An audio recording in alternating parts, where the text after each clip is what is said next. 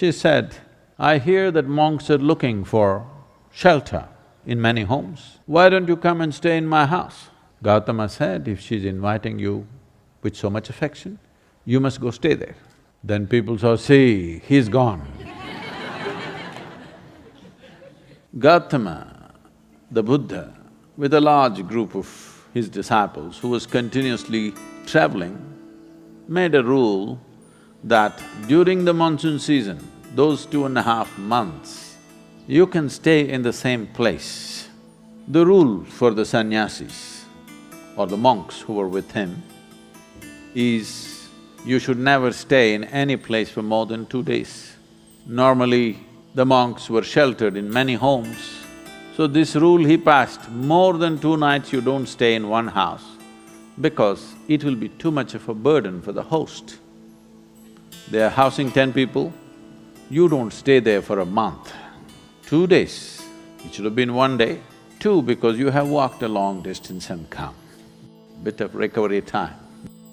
But during the monsoon season, he said, up to 2 to 2.5 months you can stay in one place because walking through the jungles of that region during the monsoon season would be treacherous and many would lose their lives. So this is a time like that. They stayed in a large town and they were spread across in many homes. The monks went out to get their alms from the people.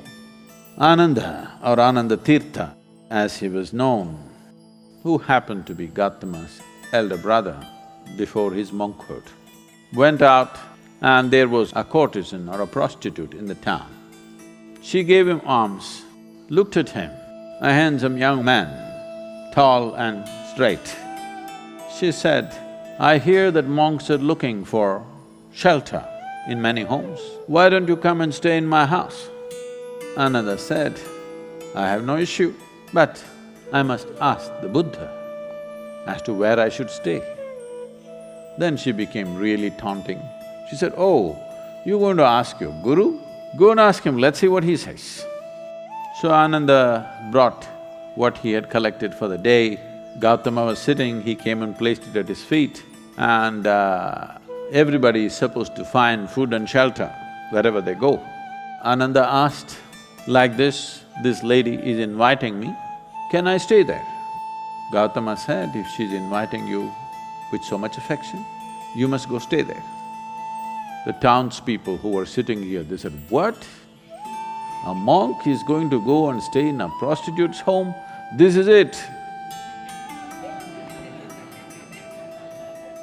This spiritual process has become corrupt. Gautama looked at them and said, "Why are you so worried? The lady is inviting him. Let him stay, what is the problem?" They all started getting up and started shouting.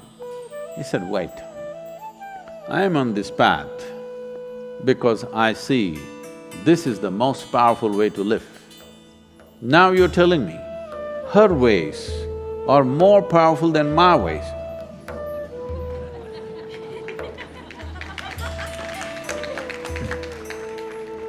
If that is the truth, I will also go and join her. I am here because I see this is the most precious and powerful way to exist. If you think her ways are better than mine, I should also go and join.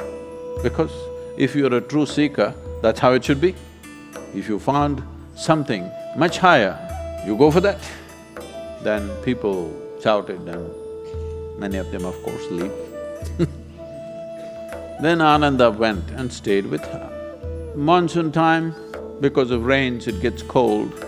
Monk is wearing a thin habit. So she gave him a nice silk wrap. He covered himself.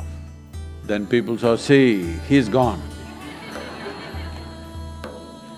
She made nice cooking and gave it to him, he ate. Then in the evening she danced for him. He sat, watching very carefully, with utmost attention. Then when they heard the music, this is it, finished. things went on.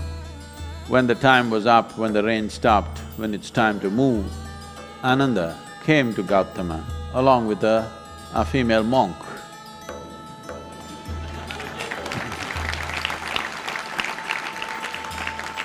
So, the power of being on the path of truth has been there, but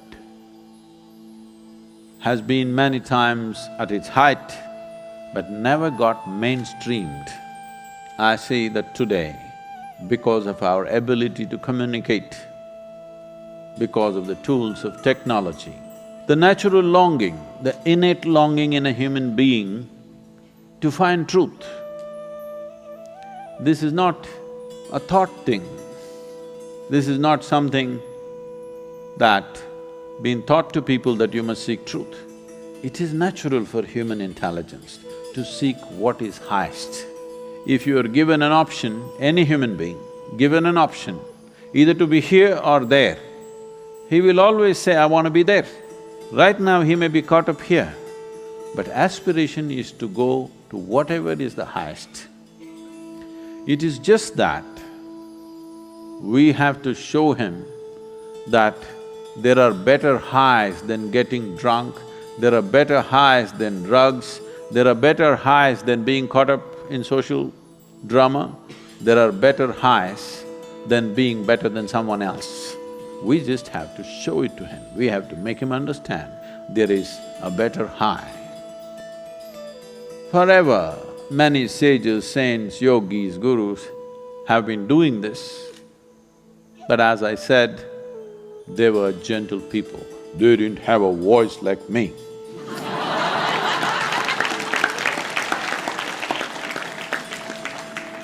They didn't have a microphone. They didn't have tools with which they could speak to somebody there. They could only speak to people here. In spite of that, they did tremendous things. For their times, many of them did tremendous things out of sheer grace and energy. Millions of people around them, they transformed.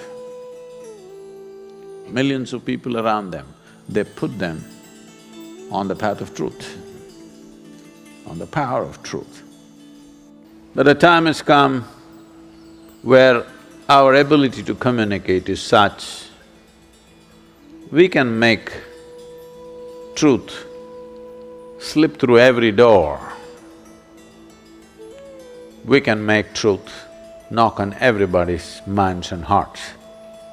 Never before this was possible. Technology has rendered us to this place.